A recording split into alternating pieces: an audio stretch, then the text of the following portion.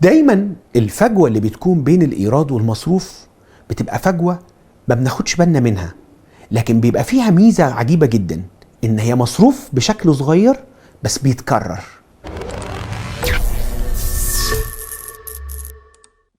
أكبر مثال على ده كوب القهوة اليومي.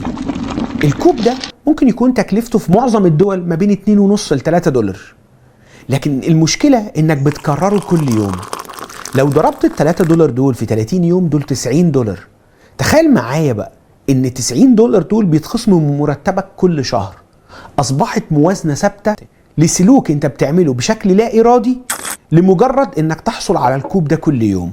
معظم مصاريفنا بتضيع بسبب سلوك بنكرره بشكل متكرر بقيم بسيطة، لكن في آخر الشهر بتجمل مبالغ كبيرة. حاول تراقب الأرقام دي، لأنها على المدى البعيد معاك هتفرق في أرقام كبيرة. ننتظركم في برنامجنا برنامج الرشد المالي على منصة رشيد.